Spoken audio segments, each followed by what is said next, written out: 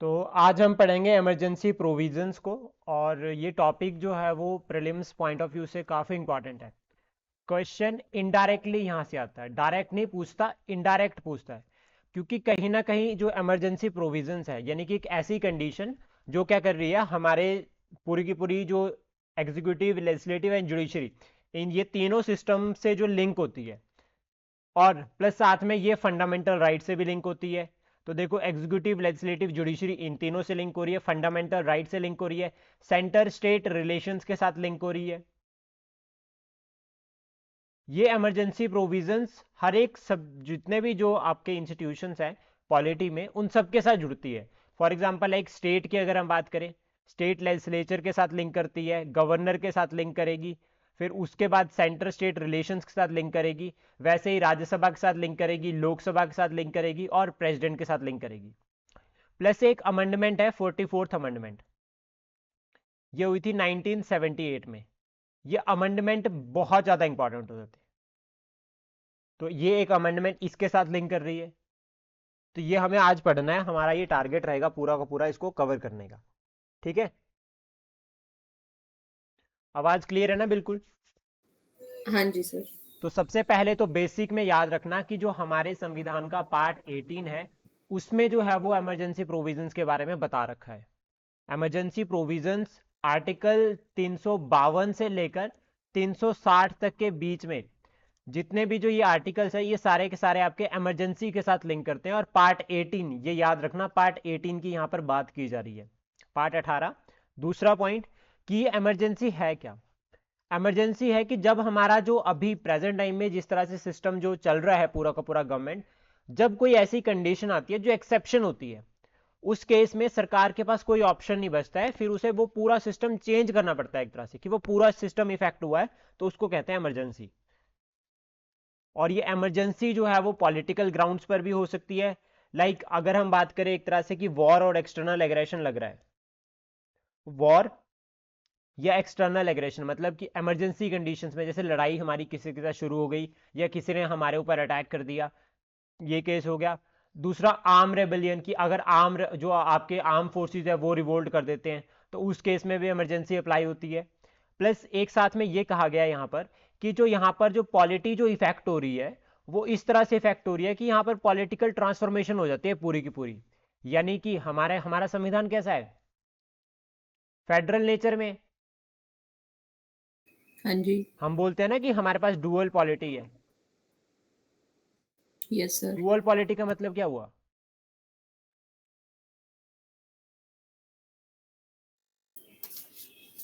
एक sir central, dual polity मतलब union and state दोनों हाँ हैं मतलब जैसे। Central government and state government. Yes sir. यहाँ पे ये जो पॉलिटिकल ट्रांसफॉर्मेशन होती है, यहाँ पे फेडरल से ये बन जाता है यूनिटरी। तो इमरजेंसी प्रोविजन क्या है, एक तरह से यूनिटरी फीचर है। ठीक है, क्लियर। हाँ जी। अब बात करते हैं टाइप्स की, कि कितने तरह की इमरजेंसी होती है। तो ये टाइप्स याद रखना कि तीन तरह की जो है वो इमरजेंसी होती है। एक होती है नेशनल इमरजेंसी, एक होती है स्टेट इमरजेंसी, और एक होती है फाइनेंशियल इमरजेंसी। नेशनल इमरजेंसी का जो आर्टिकल है वो है 352, स्टेट इमरजेंसी का जो आर्टिकल है वो है 356, और फाइनेंशियल इमरजेंसी का जो पावर है वो है 360। अब एक फैक्ट मैं आपको यहां पर अभी क्लियर कर देता हूं कि फाइनेंशियल इमरजेंसी अभी भारत में नहीं लगी है। एक भी बार फाइनेंशियल इमरजेंसी जो भारत में यहां पर नहीं लगी है, ये बात याद रखना। स्टेट इमरजेंसी को प्रेसिडेंट रूल भी कहते हैं, और नेशनल इमरजेंसी इसको कहते हैं प्रोक्लेमेशन ऑफ इमरजेंसी। कहीं पर भी नेशनल इमरजेंसी नहीं कहा गया हमारे संविधान में, हमें वहां पर जो प्रोक्लेमेशन ऑफ इमरजेंसी कहा गया है। ये तीनों आर्टिकल समझ आ गए? क्या बोला गया sir? Proclamation of proclamation of emergency. Emergency, ठीक है। वहां पे कहीं भी जो है वो ये ग्राउंड नहीं है कि आपको जो वो नेशनल इमरजेंसी मेंशन कर रखा है, वहां प्रोक्लेमेशन करके कहा गया है कि proclamation of emergency, not a national emergency. ये याद रखना, ये पूछा जाता है इस तरह से क्वेश्चन एग्जाम में। देन उसके बाद हम बात करेंगे स्पेशली आर्टिकल 352। अब एक एक करके अलग से पढ़ेंगे। तो एक फैक्ट तो आपको क्लियर हो गया कि यहाँ पर प्रोक्लेमेशन कहा गया है, ऐसे नहीं कहा गया है कि क्या होगा, नेशनल इमरजेंसी मेंशन्ड होगा। अब इसके ग्राउंड्स की बात करते हैं कि कौन कौन से ग्राउंड्स होते हैं। तो सबसे पहला ग्राउंड हो गया वॉर, किसी के साथ हमारी लड़ाई लग गई। उसके बाद दूसरा ग्राउंड यहां पर आता है एक्सटर्नल एग्रेशन। एक्सटर्नल एग्रेशन कैसा, फॉर एग्जांपल जैसा होता था ना पहले, नादिर शाह ने रेड किया, नादिर शाह इन्वेजन, तो उसी तरह से फॉर एग्जांपल है कि किसी एक कंट्री ने हमारे ऊपर अटैक कर दिया, तो उसको बोलते हैं एक्सटर्नल एग्रेशन। और थर्ड ग्राउंड आता है इसमें इंटरनल डिस्टर्बेंसेस, जैसा फॉर एग्जांपल है कि नक्सलाइट्स ने बहुत ज्यादा अटैक कर दिया किसी रीजन पे, और फिर वहां पर जो है वो इमरजेंसी डिक्लेयर करनी पड़ी हमें। तो ये 3 ग्राउंड है, प्लस साथ में ये जो इंटरनल जो डिस्टर्बेंसेस है, इसको यहां पर हम आर्म रेबेलियन भी समझ सकते हैं, जब हमारे आर्म फोर्सेस जो है वो रिवोल्ट करते हैं। तो वो ये 3 बेसिक केस हो गए जिस केस में जो अब आपकी जो है वो इमरजेंसी लगेगी। ये समझ आ गया। जी सर। अब इसके बाद आती है बारी कि लगेगी कैसे। ये तो ठीक है कि इमरजेंसी लगेगी, लेकिन लगाएगा कौन, लगाएगा प्रेसिडेंट। अब पहले क्या होता था, एक यहां पर एक जो 44th अमेंडमेंट एक्ट मैंने आपको बताया, इसको साथ में याद रखना। पहले क्या होता था, प्रेसिडेंट ने जब ये इमरजेंसी लगानी होती थी, नेशनल इमरजेंसी 1975 से पहले, तो उस केस में सिर्फ उसको पीएम से पूछना है। उसको पूछना है पीएम से कि सर इमरजेंसी लगा दूं या मैम इमरजेंसी लगा दूं, तो उसने बोला, पीएम बोलेगा लगा दो, तो लग जाएगी। लेकिन 44th अमेंडमेंट से ये कहा गया, इस अमेंडमेंट से ये बात आई कि ये प्रोविजन नहीं होगा। इन्होंने कहा कि आपको कैबिनेट की परमिशन चाहिए, कैबिनेट का आपके पास रिटर्न में होना चाहिए। कैबिनेट जब लिख कर देगा तभी आप इमरजेंसी लगा सकते हो, ऐसे नहीं। क्योंकि इंदिरा गांधी ने यहां पर जब इमरजेंसी लगाई थी 1975 से 77, 2 साल के लिए, तो उस केस में ये कहा गया कि ये गलत डिसीजन था। और अभी 25 जून को हमने ये भी कहा है कि संविधान की हत्या दिवस, तो इसलिए ये इंपॉर्टेंट हो जाता है। समझ आ गया। हाँ जी सर। अब उसके बाद दूसरा फैक्ट आता है कि डिक्लेरेशन, चलो मान लो प्रेसिडेंट ने इमरजेंसी लगा दी, अब लगाएगा कहां। डिक्लेरेशन से हम समझते हैं कि प्रेसिडेंट जो वो यहां पर इमरजेंसी लग गई, नेशनल इमरजेंसी। अब नेशनल इमरजेंसी या तो किसी पार्ट पर लग सकती है या फिर पूरी कंट्री पर भी। एक पार्ट पर भी लग सकती है, यानी कि फॉर एग्जांपल है कि वेस्ट बंगाल में, जब वेस्ट बंगाल में वहां पे जो है वो रिजर्वेशन के रिगार्डिंग जो है वो इश्यूज चले थे, तो ये डिमांड उठी थी कि ये जो रीजन है यहां पर जो है वो नेशनल इमरजेंसी लगा दी जाए। नेशनल इमरजेंसी लगने का मतलब क्या होगा उसको भी हम आगे डिस्कस करेंगे। यहां तक समझ आ गया। और वोल पार्ट सर भी ये वाला लगा पार्ट सकते। फिर से बताओ कौन कि सी। डिक्लेरेशन ऑफ इमरजेंसी मतलब या तो एक पार्ट पे लग रही है या फिर पूरे कंट्री हाँ, में लग अब रही है। देखो जैसे फॉर एग्जांपल एक हम एग्जांपल के फॉर्म में समझ लेते हैं। कोई एक रीजन मान लीजिए, जैसा कि कोई डिस्प्यूटेड रीजन रख लो जो कि न्यूज़ में रहता है, जब बस्तर,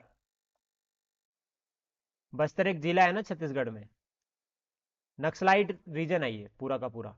अब देखो यहाँ पर नक्सलाइट है और बहुत ज़्यादा जो है वो यहाँ पर एट्रोसिटीज होती है।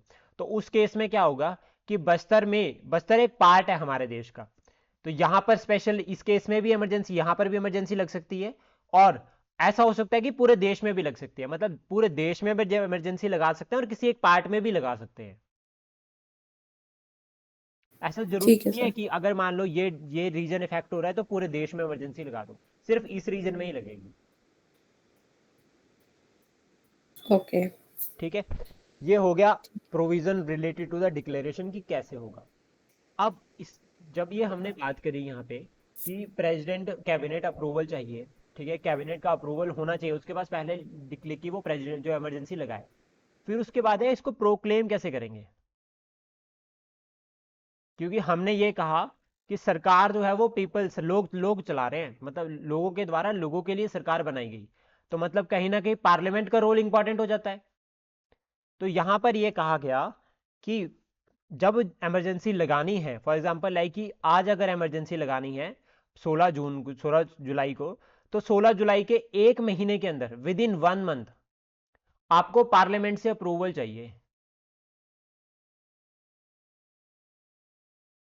और यहां पर पार्लियामेंट का जो अप्रूवल है वो स्पेशल मेजोरिटी का होगा।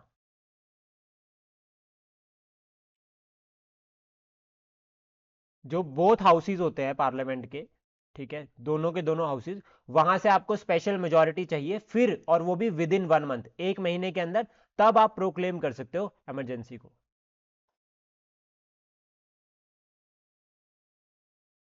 क्लियर हुआ? हाँ जी। देखो ना, सिंपल समझो, पहले डिक्लेरेशन होगी, प्रेसिडेंट को लगेगा इमरजेंसी लगानी है, तो इमरजेंसी लगानी है उस केस में वो सबसे पहले कैबिनेट, पहले तो पीएम को पूछा था, लेकिन फिर वो कैबिनेट को पूछेगा, कैबिनेट रिटर्न में लिख के देगी कि लगा देते हैं। लेकिन फिर उसके बाद क्या होगा कि लगानी है, लेकिन प्रेसिडेंट ऐसे नहीं लगा सकता, फिर उसको पार्लियामेंट में जो है वो उसको प्रोक्लेम करवाना पड़ेगा कि हमें इमरजेंसी लगानी है। वो प्रोक्लेमेशन आपको स्पेशल मेजोरिटी से पास करनी पड़ेगी पार्लियामेंट से। ठीक है। स्पेशल मेजोरिटी मतलब 2/3 प्रेसिडेंट वोटिंग और total membership of the house, 50% वाला केस, ठीक है। हाँ जी। अब यहाँ पे क्या हुआ था, इसमें याद रखना, इसमें भी जो है वो आपका ये 44th वाला जो मैंने आपको केस बताया, 44th अमेंडमेंट एक्ट का, वो अप्लाई होता है। साथ में ये भी कहा गया कि अगर ये डिसीजन जो है पूरा का पूरा ये जुडिशियल रिव्यू का पार्ट है, मतलब सुप्रीम कोर्ट चेक कर सकता है इसको कि क्या ये जो है वो कॉन्स्टिट्यूशनल है या नहीं है, ठीक है। ठीक है। अब यहां पर एक फैक्ट और समझते हैं। अब राज्यसभा तो है परमानेंट हाउस, लेकिन लोकसभा डिसॉल्व हो सकती है। अब फॉर एग्जांपल कि ये रेजोल्यूशन आ गया इमरजेंसी का और लोकसभा हो गई डिसॉल्व, तो उस केस में क्या होगा, फिर बोथ हाउसेस से तो अप्रूवल मिला नहीं। अच्छा। ये भी तो फैक्ट समझने का है ना कि लोकसभा तो डिसॉल्व हो गई। अब अब कैसे होगा, तो देखो, जब तक लोकसभा नहीं बनेगी, मतलब नई न्यू लोकसभा जब तक आती है न्यू, तो उस केस में क्या होगा, तब तक राज्यसभा से पास करवा देंगे, और फिर जैसे ही नई लोकसभा बनेगी, विद इन 30 डेज, 30 डेज उसको ये अप्रूवल करना पड़ेगा, या तो रिजेक्ट या एक्सेप्ट, दोनों में से कि इमरजेंसी लगानी या नहीं लगानी।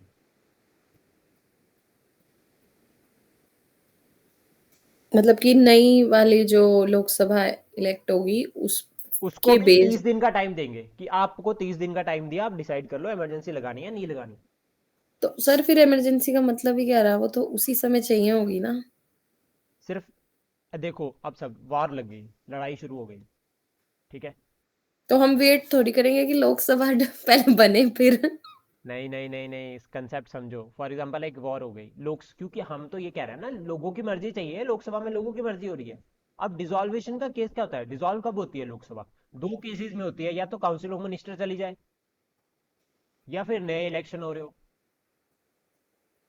ठीक है। अब अगर काउंसिल ऑफ मिनिस्टर डिसॉल्व हो रही है, तो आज डिसॉल्व हुई, कल दूसरे बंदे को बोलेंगे भाई अपनी मेजोरिटी प्रूव कर और सरकार बना ले। हाँ, काउंसिल ऑफ मिनिस्टर्स तो वहीं से निकलेंगे। वहीं से निकलेंगे ना, तो ये केस यहाँ पर इस तरह से लिंक होता है। क्लियर? ठीक है। अब मान लीजिए लोकसभा ने पास भी कर दिया, राज्यसभा ने भी पास कर दिया, तो उसके बाद 1 साल तक इमरजेंसी चलेगी, 1 ईयर। इसमें उसके बाद आपको 6 मंथ्स का जो है वो यहाँ पर अप्रूवल लेना पड़ेगा, विद इन 6 मंथ्स अप्रूवल लेना पड़ेगा अगर आपको कंटिन्यू करना है तो। और ऐसा हुआ है, 1971 से लेकर 75 तक जो है वो सरकार चलनी थी, लेकिन इंदिरा गांधी जी ने इमरजेंसी लगा दी, और फिर 2 साल जो है वो इमरजेंसी के रहे थे, 1977 तक। अभी तक यहाँ तक कोई डाउट? मतलब 1 ईयर तक अगर हाँ, एक एक मतलब साल के पीरियड से एक्सटेंड कर सकते हैं विद इन 6 मंथ्स अप्रूवल। अच्छा। मतलब 6 मंथ्स का जो है वो अप्रूवल करना है, विद इन 6 मंथ्स की कंटिन्यू करना है या नहीं करना है, ऐसा नहीं है कि साल भर रुके रहेंगे। अब इमरजेंसी लगाने के लिए तो ठीक है, अब हटानी भी है, रिवोक भी करनी है। तो पहले जो पावर थी वो थी प्रेसिडेंट के पास, प्रेसिडेंट को लगा कि हटा देनी चाहिए, हटा देता था। लेकिन अभी क्या है, अभी ये कहा गया है कि इसमें जो है वो मतलब इसमें भी थोड़ा सा फैक्ट जो है वो चेंज आता है रिवोकेशन के रिगार्डिंग, कि किस तरह से रिवोक किया जा सकता है। तो पहले तो था कि प्रेसिडेंट की मतलब मर्जी है, वो कर सकता है, लेकिन उसके बाद ये कहा कि अप्रूवल चाहिए यहाँ भी। यहाँ पे 44th अमेंडमेंट ही अप्लाई होगी, याद रखना, इमरजेंसी के केस में 44th ही अप्लाई होगी। और इस केस में ये कहा गया कि अगर 1/10 ऑफ द जो मेंबर्स है, ठीक है, लोकसभा के, वो रिटर्न में देते हैं स्पीकर को कि अब हटा देनी चाहिए, तो देन इसको कहा गया है पार्लियामेंट्री अप्रूवल। और फिर यहां से जो है वो आपकी प्रेसिडेंट जो है वो क्या करेंगे, रिवोक कर देंगे इमरजेंसी को।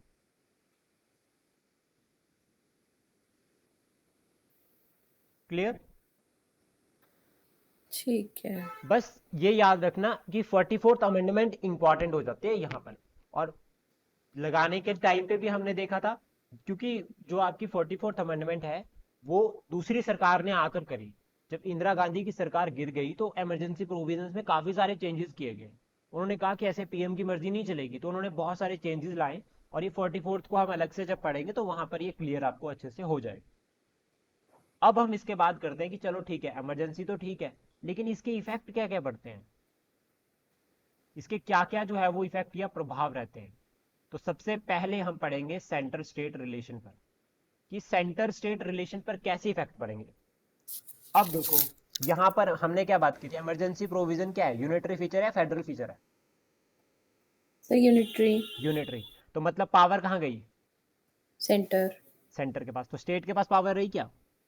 नहीं। अब स्टेट के पास पावर नहीं मतलब स्टेट लेजिस्लेटिव असेंबली के पास पावर नहीं, यही मतलब हुआ ना? हाँ जी। तो क्या ये स्टेट लेजिस्लेटिव असेंबली डिसॉल्व हो गई? नहीं। ये रहेगी, इसकी पावर गई है सिर्फ। मतलब कोई भी डिसीजन ये इमरजेंसी से रिलेटेड नहीं ले सकती। हाँ, लेकिन ये सस्पेंड नहीं हुई। Only the power is taken. हाँ, ओनली पावर गई, ये याद रखना कंसेप्ट। यूनिटरी फीचर में पावर गई सेंटर के पास, लेकिन सरकार रहेगी। ठीक है, पहला पॉइंट समझ आ गया। हाँ जी। अब उसके बाद दूसरा, कानून बनाने की पावर।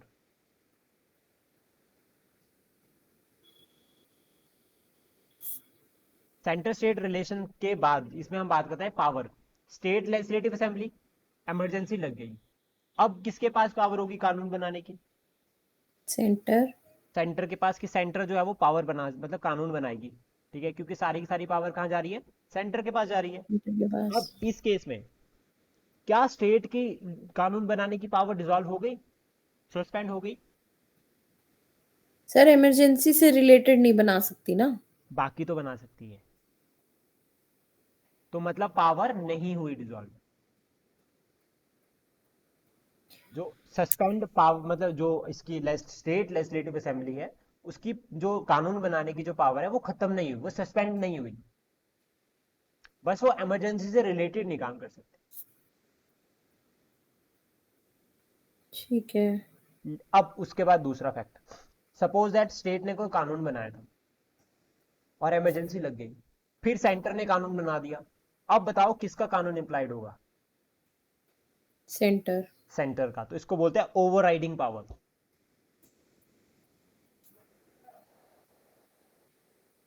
अगर कोई कानून बनता है, ठीक है, उस केस में सेंटर का जो, अगर स्टेट और सेंटर दोनों बनाते हैं तो उस केस में ओवरराइडिंग पावर के अंडर जाओ, सेंटर का कानून फॉलो किया जाए।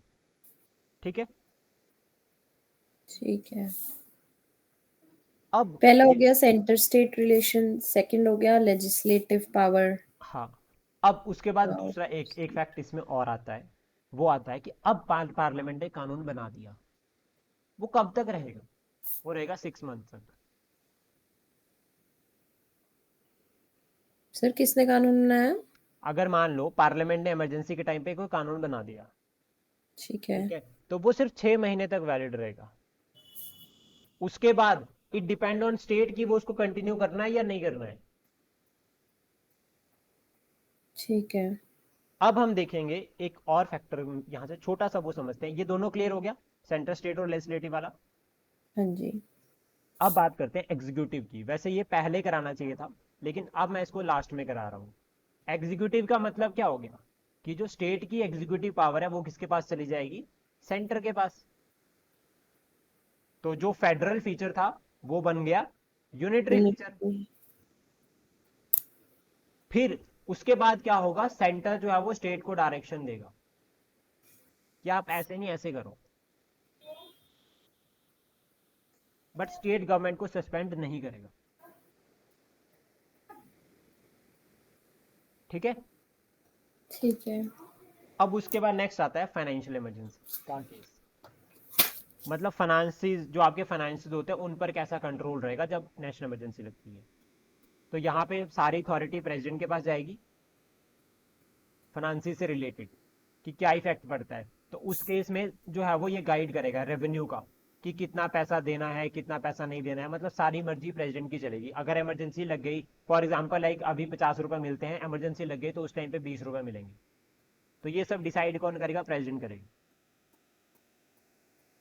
तो अकॉर्डिंग टू द रिक्वायरमेंट किस तरह से कंडीशन है उसी तरह से ही जो है वो यहाँ पर जो वो पूरा का पूरा सिस्टम जो मैनेज किया करेगा president regarding the finances. Clear. ऐसा होता ठीक भी है। है ना, फॉर एग्जाम्पल लाइक अगर किसी एक फैमिली की बात करें तो वहां पर अगर लाइक टफ कंडीशंस है तो उस टफ कंडीशंस में फिर वो जो बड़े मेंबर्स होते हैं वो खुद डिसाइड करते हैं कि किसको कितनी पॉकेट मनी देनी है।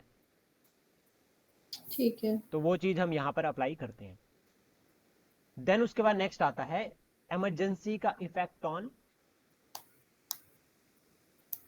ये बहुत इंपॉर्टेंट है। ये मैं आपको ऑलरेडी बता भी चुका हूं कि लेजिस्लेचर पर क्या इफेक्ट पड़ेगा।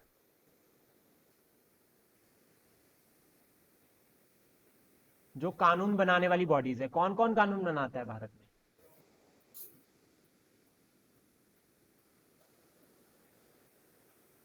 एक बनाती है लोकसभा और एक बनाती है state legislative assembly.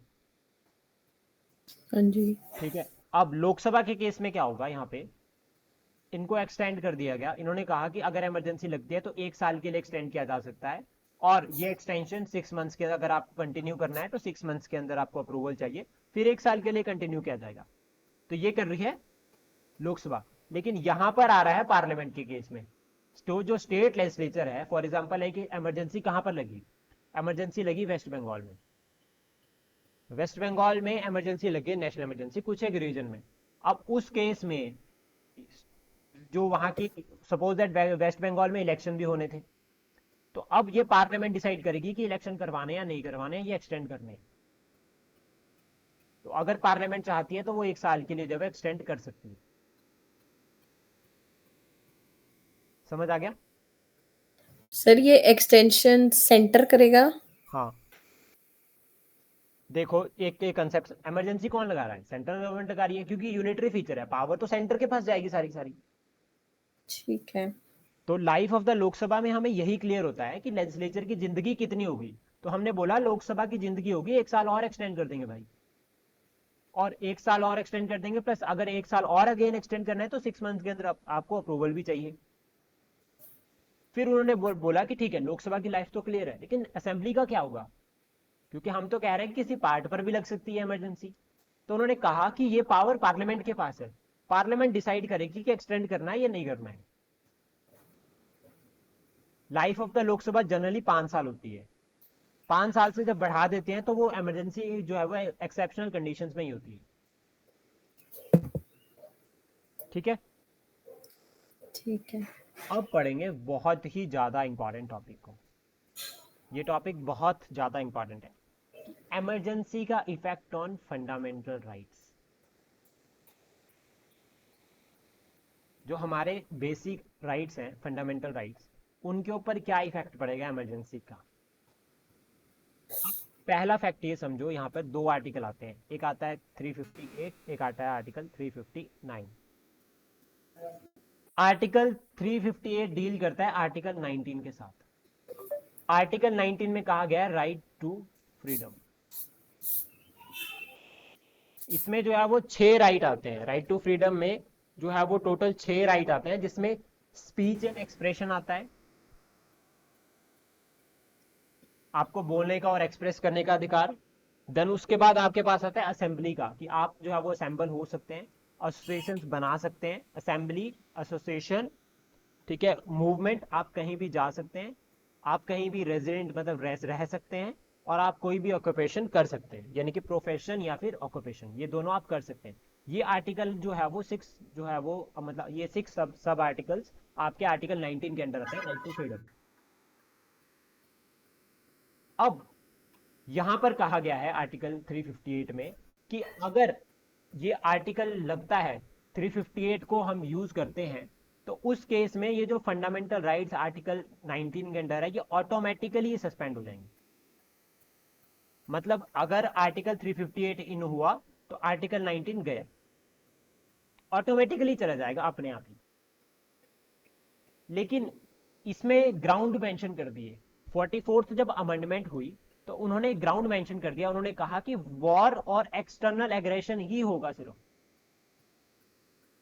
Not arm rebellion.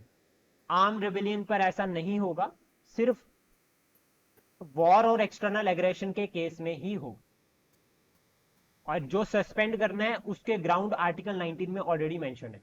मतलब ये जो आपका वॉर और एक्सटर्नल एग्रेशन है, नॉट आर्म रेबेलियन, ये आर्टिकल 19 में मेंशन है। और आर्टिकल 358 जब लगेगा तो ये ऑटोमेटिकली सस्पेंड हो जाएगा।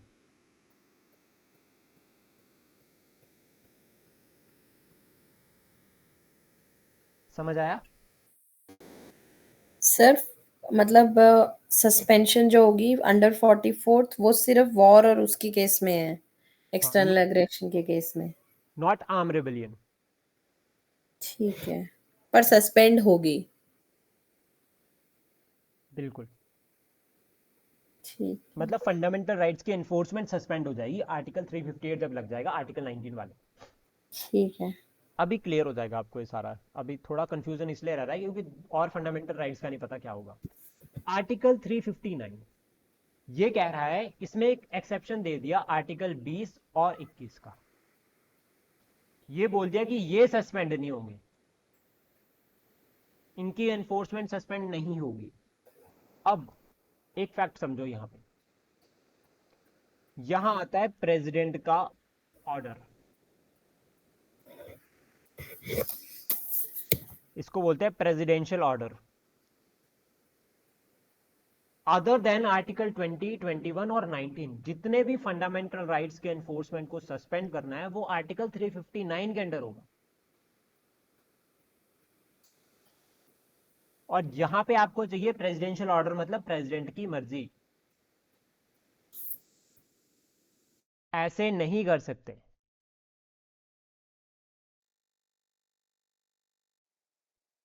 अब क्लियर हुआ? सर ये बात तो समझ आ गई कि fundamental right suspension except 20 and 21, हाँ जी। पर ये प्रेसिडेंट का प्रेसिडेंट। अप्रूवल चाहिए, प्रेसिडेंट का ऑर्डर होना चाहिए। मतलब इनको सस्पेंड करने के लिए आपको प्रेसिडेंट ऑर्डर है, कि प्रेसिडेंट अगर ऑर्डर करता है तभी सस्पेंड होगा, अदरवाइज नहीं। ठीक है।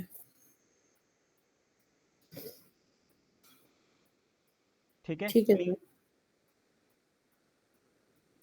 अब हम बात करते हैं आर्टिकल 40 मतलब सॉरी कॉन्स्टिट्यूशनल अमेंडमेंट 44। इसमें ही बात करेंगे कि इसमें प्रोविजंस क्या है। तो एक तो ये वाला क्लियर हो गया कि आर्म रेबेलियन वाला, कि हाँ जी। जो ये कहा कि आर्टिकल 358 में जो है वो आर्म रेबेलियन का स्कोप नहीं है। हाँ जी। दूसरा ये कहा गया, यहां पर प्रोविजन आता है कि वही कानून यहां पर सस्पेंड होंगे जो इमरजेंसी से लिंक कर रहे हैं। ऐसा नहीं है सारे के सारे। फॉर एग्जाम्पल है कि इमरजेंसी में कोई कानून बना और वो कानून इमरजेंसी से लिंक नहीं कर रहा, लेकिन वो फंडामेंटल राइट को इफेक्ट कर रहा है, तो वो सस्पेंड नहीं, तो फिर वो इफेक्ट नहीं होगा। अगर कोई राइट, फंडामेंटल राइट, ध्यान से सुनना है इसको, जैसे इमरजेंसी प्रोविजन है, इसमें एक आता है कि इमरजेंसी लॉज ही सस्पेंड होंगे सिर्फ। मतलब जो इमरजेंसी लॉज है ना यहाँ पर, क्योंकि एक क्या हम क्या कर रहे हैं, देखो, अगर हम ये कह रहे हैं कि आर्टिकल 20, 21 इनको छोड़कर बाकी सभी फंडामेंट जितने बाकी जितने भी इमरजेंसी लॉज है वो उससे फंडामेंटल राइट सस्पेंड हो सकते हैं, उस केस में जो है वो फंडामेंटल राइट का जो है वो अप्लाई होगा। लेकिन ये कहा कि सिर्फ वही जो इमरजेंसी वाले कानून है सिर्फ वही, उन्हीं को सिर्फ प्रोटेक्ट कर रहे हैं, बाकी सबको नहीं। अगर बाकी कोई राइट है वो फंडामेंटल राइट्स को इफेक्ट करेगा तो वो चैलेंज होगा।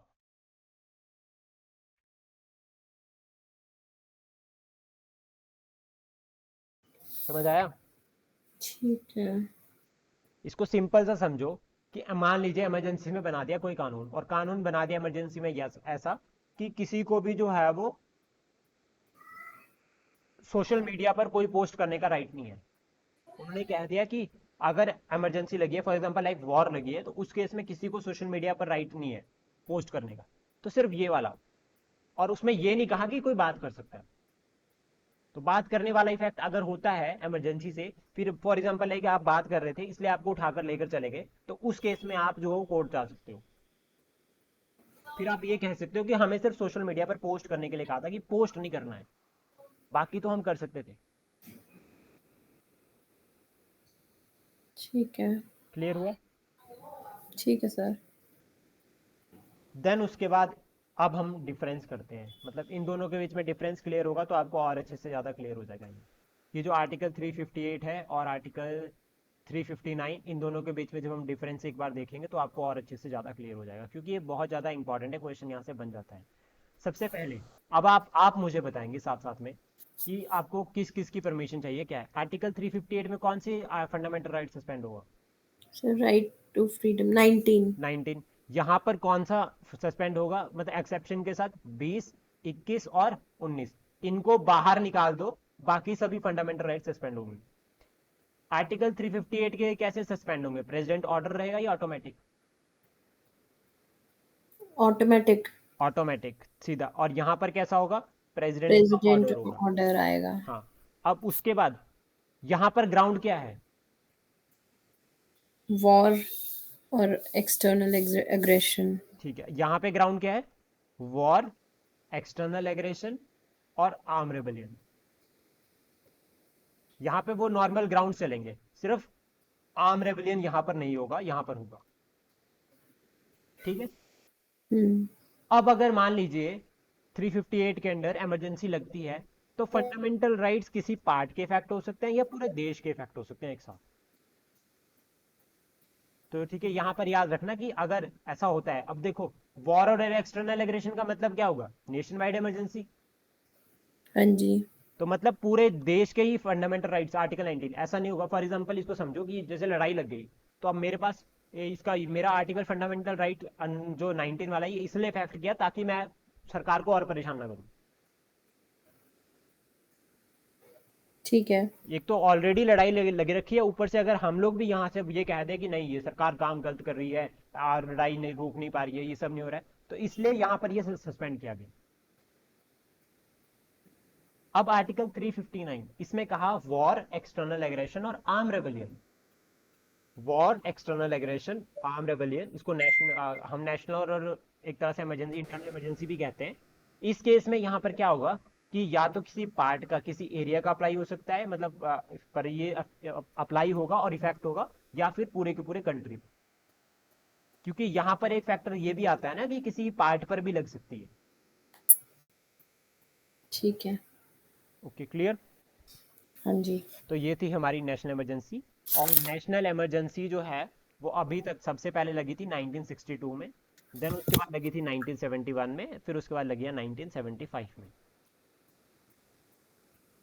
तो अभी तक 3 बार जब 1962, 1971, 71 और 1957, 75।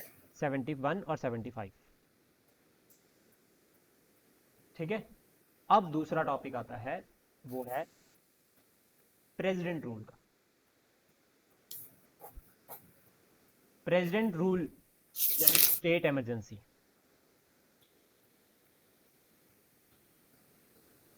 इसके लिए आर्टिकल आता है सबसे पहले 355।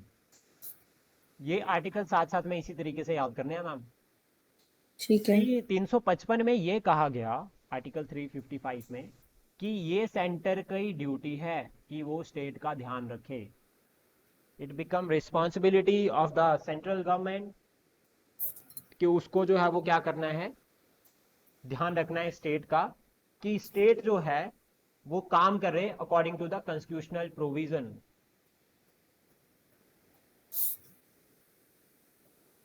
कि अब देखो संविधान बनाने की पावर किसके पास है? सर वैसे तो लेजिस्लेटिव असेंबली के पास भी है। लेकिन कानून बनाने, अब देखो ना, संविधान में अगर कुछ भी चेंज करना है तो उसकी पावर किसके पास आती है? वो तो सर सेंटर के पास ही है। और संविधान बनाया किसने था? सेंट्रल गवर्नमेंट ने। हम्म। सेंट्रल गवर्नमेंट ने ही कानून बनाया ना, संविधान बनाया पूरा का पूरा। कॉन्स्टिट्यूंट असेंबली एक तरह से गवर्नमेंट ही तो हुई। अब हाँ। यहाँ पे क्या आता है, तो यहाँ पर आर्टिकल 355 कहता है कि ये जब संविधान आपने बनाया तो आपकी जिम्मेवारी है। अब कानून, आप जैसा होता है ना कि अगर मैं कोई रूल्स रेगुलेशन बना रहा हूँ तो वो मेरी रिस्पॉन्सिबिलिटी है कि सब उसको इम्प्लीमेंट करेंगे। तो ये हम्म। आर्टिकल 355 कहता है कि सेंटर, आपकी ये रिस्पॉन्सिबिलिटी है, आपको ये ध्यान रखना है, आपको ये इंश्योर करना है कि जो भी सरकार स्टेट में है वो कॉन्स्टिट्यूशन के प्रोविजंस के अकॉर्डिंग ही काम करे, वो पूरा कॉन्स्टिट्यूशन के अकॉर्डिंग ही चले। क्लियर? क्लियर। अब अगर कोई इसको फॉलो नहीं करता तो उस केस में लगती है स्टेट इमरजेंसी, और ये स्टेट इमरजेंसी लगती है आर्टिकल 356 के अंडर। इसमें दो ग्राउंड आते हैं, आर्टिकल 356 में दो ग्राउंड्स आते हैं, दोनों को याद करना बहुत ज्यादा जरूरी है।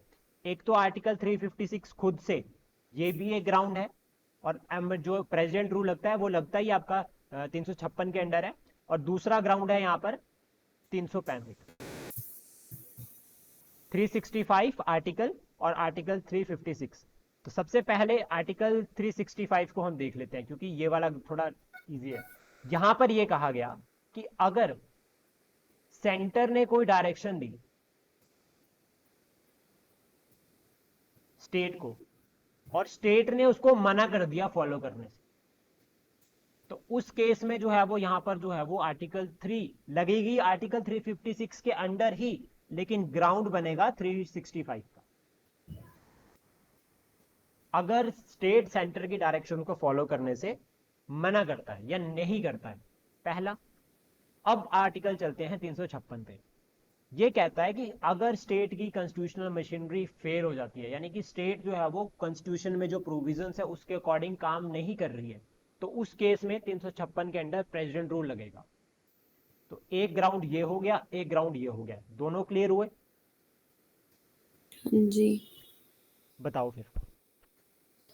सर 356 आर्टिकल के अंडर हमारे पास दो ग्राउंड्स हैं, एक 365 हम्म। और एक 356। ठीक है। तो अब पहला तो है 365 का कि अगर सेंटर ने कोई डायरेक्शन दी and state denies to follow it, ठीक है है। ना? तो 365 आर्टिकल के मतलब इम्प्लीमेंट होता है। हम्म। और इन 356 ये बोला कि अगर स्टेट की कॉन्स्टिट्यूशनल मशीनरी मतलब अगर इन एनी केस फेल कर जाती है या मतलब स्टेट चलाने में बोल सकते हैं, हाँ हाँ। तो इन दैट केस फिर प्रेसिडेंट रूल लगेगा। हाँ, और ये प्रेसिडेंट रूल को ना गवर्नर रूल भी कहते हैं एक तरह से, क्योंकि गवर्नर ही रूल करता है ना, डायरेक्टली इनडायरेक्टली। स्टेट पे। ठीक है। क्लियर? अब बात ठीक है। करते हैं अप्रूवल की। ठीक है, लगानी तो स्टेट उस, अब लगाएगा कौन? सेंटर लगाएगा। अब अप्रूवल चाहिए तो 2 महीने का अप्रूवल होता है पार्लियामेंट से, 2 मंथ्स का। विद इन 2 मंथ्स अप्रूवल लेना होता है, और वो भी सिंपल मेजोरिटी से। नेशनल इमरजेंसी के केस में कौन सी मेजोरिटी थी? स्पेशल। स्पेशल। यहाँ पे सिंपल मेजोरिटी है। प्लस रिवोक करना है, अगर अगर हटाना है तो हटाने के केस में जो है वो आपको कोई अप्रूवल की जरूरत नहीं है, प्रेसिडेंट हटा सकते हैं। उसके बाद जो हमें याद रखना है वो ये, इसमें जो इंपॉर्टेंट है सबसे ज्यादा प्रेसिडेंट रूल के रिगार्डिंग, ठीक है, कि क्या फंडामेंटल राइट इफेक्ट होंगे या नहीं होंगे। सर एक पार्ट में लग रही है तो शायद उस स्टेट पर्टिकुलर स्टेट का अगर वो किसी चीज़ को इफ़ेक्ट कर रही है वहाँ पे तो शायद हो सकता है कि वहाँ के हम इफ़ेक्ट करें। सोचो जरा ध्यान से। स्टेट प्रेसिडेंट रूल का मतलब क्या हो गया? स्टेट काम नहीं करी संविधान के अकॉर्डिंग, स्टेट सेंटर की डायरेक्शन फॉलो नहीं कर रही। लोगों का क्या लिंक? हमें ठीक है। क्या मतलब गवर्नर रूल लगे? हमारे फंडामेंटल राइट इफेक्ट होंगे अगर गवर्नर रूल लग गया? नहीं। तो फंडामेंटल राइट्स पर इफेक्ट नहीं पड़ता है। हुँ। तो याद रखना है, जब भी गवर्नर रूल या स्टेट इमरजेंसी होती है, फंडामेंटल राइट्स, क्योंकि वो भी सेंटर क्यों कर रहा है? सेंटर इसीलिए तो कर रहा है, कॉन्स्टिट्यूशनल प्रोविजंस क्या हुए? Fundamental rights. डीपीएसपी जो ध्यान रखने हैं, welfare of the state, welfare of the state मतलब हमारे लिए। तो काम सेंटर, अगर सेंटर प्रेसिडेंट रूल लगा रहा है तो काम सेंटर भी वही कर रहा है कि हमारे बेसिक राइट इफेक्ट इफेक्ट ना हो, बचे, उनको प्रोटेक्ट करना है, और स्टेट उनको नहीं फॉलो कर रहा था इसलिए, तो हमारे फंडामेंटल राइट्स इफेक्ट नहीं होंगे। समझ आ ठीक गई? है। हाँ जी। देन अब हम इन दोनों के बीच में डिफरेंस भी करते हैं साथ में, नेशनल इमरजेंसी और president rule. Core basic difference पढ़ लेते हैं दोनों के बीच में, ठीक है। तो सबसे पहले तो मुझे आप ये बताओ कि जो ग्राउंड है दोनों के, वो कौन कौन से होंगे। नेशनल इमरजेंसी का ग्राउंड क्या होगा? एक तो वॉर, हाँ जी सर। एक्सटर्नल एग्रेशन और आर्म रेबेलियन। Arm rebellion. अब हम यहाँ पर बात ही नहीं कर रहे हैं कि आर्टिकल 358 या 359। देन उसका प्रेसिडेंट रूल के दो ग्राउंड होते हैं, एक 356 और एक आर्टिकल 365, 365। 365।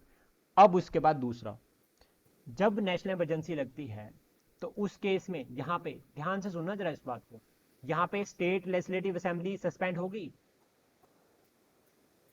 नहीं। नहीं होगी। क्या यहाँ पर स्टेट लेजिस्लेटिव असेंबली सस्पेंड होगी प्रेसिडेंट रूल में? सर होगी। होगी। तो सबसे पहले उसको सस्पेंड करेंगे, फिर उसको डिसॉल्व करेंगे, क्योंकि अगर स्टेट कॉन्स्टिट्यूशन के प्रोविजंस को नहीं फॉलो कर रही है तो दैट मीन्स जो उनकी काउंसिल ऑफ मिनिस्टर है स्टेट में, वो काम सही से नहीं कर रही, तो डिसॉल्व हो जाएगी। हम्म। ठीक है, क्लियर? सर सस्पेंड भी हो सकती है या मतलब डिसॉल्व भी हो जाएगी? पहले सस्पेंड होगी, फिर डिसॉल्व होगी, ठीक है। तो होगा दोनों ही। अब उसके बाद बात करते हैं कानून कौन बनाएगा। अगर नेशनल इमरजेंसी लगी तो कानून कौन बना रहा है? सेंटर। सेंटर। अगर स्टेट इमरजेंसी लगी तो कौन कानून कौन बनाएगा? सेंटर। सेंटर। हम्म। क्योंकि वो गवर्नर रूल लग गया ना, तो सारे के सारे पावर बनाने की पावर, जो कानून बनाने की पावर है वो किसके पास चले जाएगी? सेंटर, या फिर कोई सेंटर के अथॉरिटी पास। जिसको वो अपॉइंट कर देगा। देन ठीक है। उसके बाद नेक्स्ट आता है मैक्सिमम पीरियड, कि कितने साल के लिए नेशनल इमरजेंसी 1 ईयर के लिए एक्सटेंड की जा सकती है विद इन 6 मंथ्स अप्रूवल। तो सिमिलर यहाँ पर भी ऐसा अप्लाई होता है कि जो मैक्सिमम पीरियड है वो 3 साल का है। स्टेट इमरजेंसी को 3 साल से ज्यादा जो है वो नहीं किया जा सकता। अगर आपको एक बार इमरजेंसी लगानी है स्टेट में तो वो 3 साल से ज्यादा नहीं लगेगी तो मैक्सिमम यहाँ पे पीरियड। भी सर 2 इयर्स ही मानेंगे ना नेशनल में? 1 साल के लिए तो लगेगी, और नेशनल, अगर एक्सटेंड करनी है तो विद इन 6 मंथ्स करनी पड़ेगी। हाँ विद इन 6 मंथ्स अप्रूवल चाहिए। फिर उसके बाद दोबारा से लगता है कि 6 मंथ्स का अप्रूवल चाहिए, अगर लगानी है तो 6 मंथ्स अगेन अप्रूवल चाहिए, इस तरह से। तो यहाँ पे कोई फिक्स नहीं है, लेकिन 1 साल का होता है, पहले 1 साल के लिए, उसके बाद 6 मंथ्स का अप्रूवल। लेकिन यहाँ पे 3 साल के लिए है, मतलब 1 साल और उसके बाद 6 मंथ्स का अप्रूवल, और ऐसा हम मैक्सिमम 3 साल के लिए कर सकते हैं सिर्फ। ठीक है। आपको विद इन 3 ईयर्स या अगर 3 साल पूरे हो जाते हैं तो उसके बाद आपको क्या करना पड़ेगा? इलेक्शन करवाने ही पड़ेंगे। माने पड़ेंगे। ठीक है। सेंटर स्टेट रिलेशन का बताओ मुझे इस केस में। सेंटर स्टेट रिलेशन इफेक्ट होते हैं क्योंकि पावर चल जाती है सारी की सारी किसके पास? सेंटर सेंटर के के पास। पास। हम्म। अब यहाँ पे सेंट्रल स्टेट रिलेशन क्या सभी के लिए इफेक्ट हो रहे हैं, सिर्फ पर्टिकुलर स्टेट के लिए? नेशनल इमरजेंसी, पर्टिकुलर के लिए ऑफ कोर्स। नेशनल इमरजेंसी के केस में, नॉट इन केस ऑफ अच्छा, प्रेसिडेंट रूल। नेशनल इमरजेंसी के केस में। नेशनल तो इमरजेंसी नेशनल में तो सभी सभी के लिए, स्टेट्स। हाँ। और हम्म। प्रेसिडेंट रूल में पर्टिकुलर स्टेट आ गया। हम्म। नेशनल इमरजेंसी के केस में फंडामेंटल राइट्स इफेक्ट होते हैं, इस केस में फंडामेंटल राइट्स इफेक्ट नहीं होते। हम्म। क्लियर? ठीक है। अब उसके बाद बात आती है प्रेसिडेंट रूल की, कि प्रेसिडेंट रूल सबसे पहले लगा कहाँ। तो याद रखना, सबसे पहले 1951 में लगा था, और वो भी पंजाब में। और पूरी लक्ष्मीकांत में लिस्ट दे रखी है रिगार्डिंग द प्रेसिडेंट रूल, कहाँ कहाँ पे लगा है। बेसिक याद कर सकता है कि हिमाचल में कब लगा है, कितनी बार हिमाचल में लगा है, उनको याद थोड़ा करना सही रहेगा। ठीक है। इसमें अगर हम बात करें हिमाचल प्रदेश में, तो हिमाचल प्रदेश में जो है वो 2 बार लगा है। एक बार 1977 में लगा था और एक बार 1992 में। अच्छा। हाँ, तो ये ग्राउंड्स हम याद रख सकते हैं क्योंकि इंपॉर्टेंट हो जाते हैं, कई बार ऐसे पूछा जा सकता है क्वेश्चन। ठीक है। देन उसके बाद अब जो हमें याद रखना है, जो इम्पोर्टेंट है, वो है फाइनेंशियल इमरजेंसी। इसमें ही आपको एक बात और बता देता हूँ कि जुडिशियल रिव्यू का स्कोप जो है वो ओपन होता है प्रेजेंट रूल में भी। जैसे हम्म। फॉर एग्जांपल लाइक कि जैसे अभी हमारी जो सरकार देखो अगर, कि अब सेंटर में कौन है, एनडीए। हम्म। अब हमारे यहाँ पर कांग्रेस की सरकार है। अगर एनडीए चाहे तो प्रेजेंट रूल लगा दे, हाँ जी। लेकिन वो क्यों नहीं लगाता? क्योंकि स्कोप ऑफ जुडिशियल रिव्यू है। अगर गलती से गलत मतलब ये प्रूफ हो गया कि जो स्टेट इमरजेंसी लगी थी वो वैलिड नहीं थी, तो वो एक तरह से कहीं ना कहीं नल एंड वॉइड डिक्लेयर हो जाएगी। तो ठीक है। सेंट्रल गवर्नमेंट इस तरह से प्रेसिडेंट रूल नहीं लगा सकती, क्योंकि यहाँ पर स्कोप क्या है, जुडिशियल रिव्यू का। तो प्रैक्टिकली ये क्लियर हो गया होगा अभी। हाँ जी। अब उसके बाद आती है आर्टिकल 360। फाइनेंशियल इमरजेंसी सबसे पहला तो ध्यान यही रखना कि अभी तक लगी नहीं है।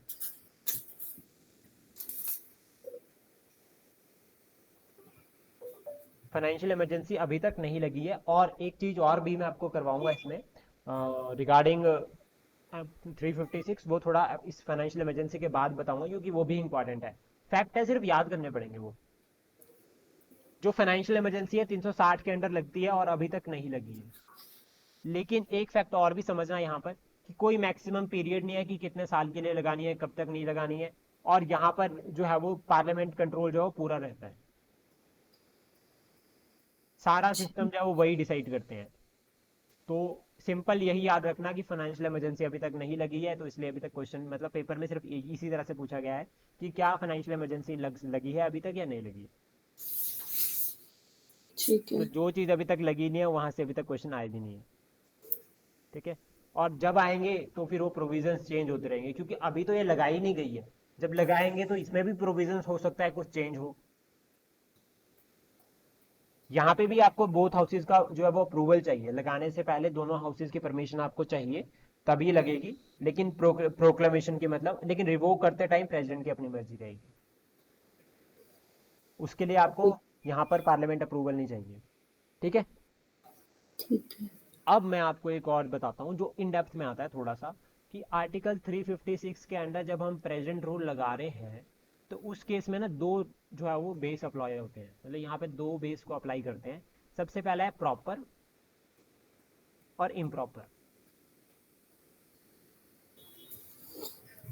मतलब प्रॉपर बेस, ये इसको बेस से याद रखना कि प्रॉपर बेस मतलब ग्राउंड वहां पे हमारे बुक में मेंशन्ड है कि कौन कौन से ग्राउंड जो है वो जिसके ऊपर प्रॉपरली लगेगा, और इम्प्रॉपर वे में कौन से में लगेगा। तो जो प्रॉपर वे होंगे, ठीक है, जब प्रेजेंट रूल लगाना है तो पहला होगा कि जो यहाँ पर जो मेजोरिटी है, कोई भी पार्टी जो है वो क्लियर मेजोरिटी लेकर नहीं आई। जैसे फॉर एग्जांपल एक हमारे पास 68 सीट्स हैं, तो 34 हो गया। अब किसी की मेजोरिटी है ही नहीं, तो उस केस में प्रॉपरली क्या होगा, प्रेसिडेंट रूल लग जाएगा। अच्छा। ठीक है। ठीक है। सेकंड केस क्या होता है, फॉर एग्जांपल लाइक की कोalition गवर्नमेंट होती है। कोalition मतलब कि जैसे यहाँ पर उनको सरकार बनाने के लिए 35 मेंबर चाहिए, लेकिन एक के पास 20 मेंबर है और एक के पास 15 मेंबर्स है। इन ये दोनों मिले और इन्होंने टोटल अपनी सीट्स बनाई 35 और सरकार बना दी। लेकिन उसके बाद क्या हुआ कि ये 15 लोग वापस हट गए, इन्होंने बोला कि हम सपोर्ट नहीं करेंगे, तो इनकी सरकार गिर गई। जब इनकी सरकार गिर गई तो इस केस में भी प्रेसिडेंट रूल लग गया। ठीक है सर। अब उसके बाद जो दूसरा होता है, यहाँ की जो मिनिस्ट्री थी, इसमें ही थर्ड जो आता है, यहाँ पे जो मिनिस्ट्री थी तीसरा, वो रिजाइन कर देती है। फॉर एग्जाम्पल लाइक कि काउंसिल ऑफ मिनिस्टर जो है वो रिजाइन कर देती है, उनकी डिफीट हो जाती है पार्टी के इलेक्शन पे, जैसा अभी हुआ। जैसे मान लीजिए अभी हमारे यहाँ पर इलेक्शन हुए थे ना 9 सीटों पर। हाँ जी सर। अगर मान लीजिए 9 की 9 सीटें बीजेपी लेकर चली जाती, तो असेंबली जो सरकार थी, सुक्खू जी थे, उनको ये लगता कि अब मुझे रिजाइन कर देना चाहिए। तो अगर वो रिजाइन कर देते तो उस केस में जो लगती वो प्रॉपर वे में प्रेसिडेंट रूल लग जाता। थोड़े टाइम के लिए लगता, फिर नई असेंबली बनती, नया जो है वो मेजोरिटी प्रूफ करते और सरकार बनाते। ठीक है। ठीक है। तो ये कुछ थे प्रॉपर वाले। और इम्प्रॉपर वाले अगर हम बात करें कि इम्प्रॉपर भी इसमें आते हैं, तो इम्प्रॉपर में आता है जब क्या होता है यहाँ पे जो मेजॉरिटी है, मेजॉरिटी लूज कर जाती है। इम्प्रॉपर के केस में अप्लाई हो रहा है कि मिनिस्टर, एक तो या तो मिनिस्ट्री रिजाइन कर देती है या फिर डिसमिस्ड हो जाती है, ठीक है। कुछ भी लाइक जैसे सीएम नहीं रहते किसी भी स्टेट के, मान लो अगर सीएम अभी हुई भी थी, एक सीएम की डेथ हुई थी, तो उस केस में सीएम चले गए तो मतलब काउंसिल ऑफ मिनिस्टर डिसॉल्व हो गई। काउंसिल ऑफ मिनिस्टर डिसॉल्व हो गई मतलब नई सरकार बनेगी। तो वो जो उस केस में जो नई सरकार बनेगी that is under the improper case, ठीक है। ठीक है। मतलब कोई ऐसी सिचुएशन जहाँ पे हाँ, थोड़ा टाइम चाहिए समझाओ। उसको मतलब सेटल इन करने के लिए, तब भी इम्प्रॉपर में आएगा वो। हाँ, दूसरा केस होता है, अब मान लीजिए जैसे कांग्रेस की सरकार है स्टेट में, लेकिन सेंटर में सरकार है बीजेपी की, और इलेक्शन अभी हुए। अब उस इलेक्शन के केस में क्या हुआ, वैसे तो ऐसा होता है कि अब पहले हम इसको एग्जाम्पल के तौर पे समझते हैं, ये ठीक है, सिर्फ एग्जाम्पल के तौर फॉर्म में समझेंगे। सेंटर में सरकार है कांग्रेस की, सिर्फ एग्जाम्पल के लिए समझ रहे हैं, और स्टेट में भी सरकार है कांग्रेस की, ठीक है। लेकिन इलेक्शन हुए सेंटर के, यहां पर कांग्रेस को रिप्लेस कर दिया बीजेपी ने, लेकिन यहां पर कांग्रेस ही बनी, यहाँ पे कांग्रेस की सरकार ही है। अब ये डिपेंड करता है स्टेट के ऊपर, वो रिजाइन कर सकती है, क्योंकि उनकी पार्टी सेंटर में हार गई, तो इसलिए यहां पर जो है वो स्टेट के पास एक ऑप्शन होता है कि स्टेट गवर्नमेंट रिजाइन कर सकती है, अच्छा। और फिर रिजाइन करने के बाद यहाँ पे बीजेपी वाले सरकार बना सकते हैं, अगर वो मेजोरिटी प्रूव कर देते हैं। तो ये केस में अप्लाई होता है तब जब हम इम्प्रॉपर की बात करते हैं। और यहाँ पर ऐसा इसलिए होता है क्योंकि अगर सेंटर में ये लोग जीत गए तो ये स्टेट के ऊपर इतना प्रेशर बना देंगे कि उनको रिजाइन करना ही पड़ता है, कोई और ऑप्शन ही नहीं है उनके पास। जैसा हम देख रहे हैं कि आपदा प्रबंध, जब हमारे को डिजास्टर का यहाँ पर फंड मांगे हमने, हमें वो नहीं मिले, ठीक है, और मिले तो कम मिले। फिर उसके बाद हमने कहा कि सेंटर ये डायरेक्शन, हमारी ये बात नहीं सुन रही, हमारी ये बात नहीं सुन रही है, तो एक तरह से यही हो ना कि सेंटर स्टेट को प्रेशर बना रही है। जैसे फॉर एग्जांपल है कि हिमाचल, आज से पहले कभी न्यूज में नहीं था कि हिमाचल सबसे ज्यादा लोन बर्डन हो गया हिमाचल के ऊपर, लेकिन अब है, क्योंकि अपोजिशन सेंटर में, अपोजिशन वाले रूल, अपोजिशन वाले हैं, और वो कोई मौका नहीं छोड़ेंगे जो स्टेट की कांग्रेस गवर्नमेंट है उसको गिराने में। से परेशान करने का, इनडायरेक्ट वे में, ठीक है। ये पॉलिटिकल होते हैं, पॉलिटिकल फैक्ट्स होते हैं सारे के सारे, हमें सिर्फ पढ़ने के लिए इसको जो हम समझ रहे हैं। क्लियर। ठीक है। एक तो ये हो गया। तीसरा, फॉर एग्जाम्पल यहाँ पे एक पॉइंट और भी आता है जो एग्जाम में पूछा जाता है, वो है मल एडमिनिस्ट्रेशन। जब जो स्टेट की गवर्नमेंट है वो प्रॉपर काम कर ही नहीं रही है, वो करप्ट है, ठीक है, वो पैसा खा रही है, सब कुछ, वो वहाँ पे कोई ट्रांसपेरेंसी नहीं है, तो उस केस में जो मल एडमिनिस्ट्रेशन होती है, तो उस केस में भी गवर्नर रूल जो है वो, या प्रेसिडेंट रूल जो है वो लगता है। क्लियर। Yes sir. ये समझ आ गया। हाँ जी सर। ग्राउंड्स क्लियर हो गए, इमरजेंसी वाला सारा पोर्शन क्लियर हो गया। Yes sir.